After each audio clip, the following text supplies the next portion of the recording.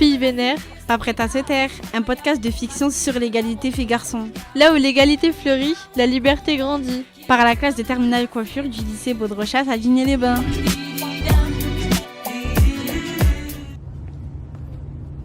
Bonjour chers auditeurs, nous sommes actuellement en Côte d'Ivoire, mon équipe et moi, dans la ville de Daloa. La chaleur est étouffante, les gens sont habillés légèrement colorés et l'ambiance est plutôt joyeuse. Selon l'UNICEF, en 2025, on compte 650 millions de femmes qui ont subi un mariage forcé dans le monde et 7,5 millions de jeunes filles forcées de se marier par an. Nous arrivons devant un petit pavillon dans le quartier Sapia. C'est là qu'habite Aïcha. Nous allons l'entendre raconter son histoire et celle de son mariage forcé. Bonjour Aïcha. Oui, bonjour.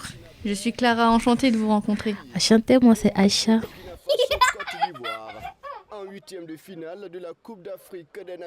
Vous pouvez rentrer, installez-vous, je vous fais une tasse de café. Merci beaucoup Aïcha, vous êtes adorable.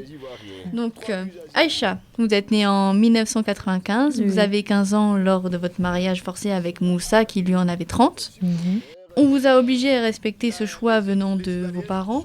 Dites-nous comment vous l'avez vécu Aïcha. Alors, je tiens à remercier mes parents qui sachent que je ne suis pas fâchée contre eux. Mais je suis contre mariage forcé en Afrique parce que beaucoup de filles d'Afrique souffrent pour mariage forcé.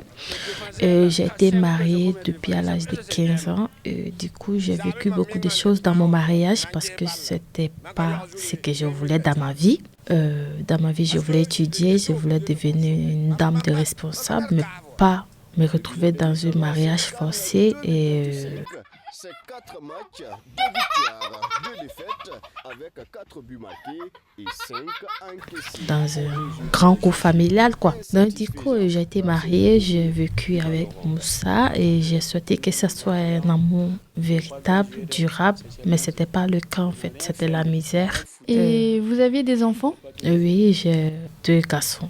Du coup, je ne souhaite pas que ça soit le cas pour mes enfants, même si je vais donner ma vie pour ça et je vais le faire pour mes enfants, du coup. Donc, je ne veux pas que ça se répète pour les autres filles africaines qui viendront après nous. Parce que nous, on a vécu. Ça peut arriver que les autres filles africaines vécu aussi parce que c'est la culture africaine. Ça fait partie de les grands-grands-parents. Parce que si je pouvais faire quelque chose pour supprimer ça, j'allais le faire. Merci beaucoup Aïcha, vous m'avez profondément touchée. Vous avez un énorme courage et vous avez tout mon soutien. Sur le terrain, sans parler de ces ennemis qui sont des soi-disant managers ou des gens dans la... Malheureusement, de nos jours, beaucoup de femmes comme Aïcha restent dans l'ombre. On leur a volé leur jeunesse sans demander leur avis. Sur ces derniers mots, nous nous quittons. Merci de nous avoir écoutés. À bientôt, c'était France Radio Internationale.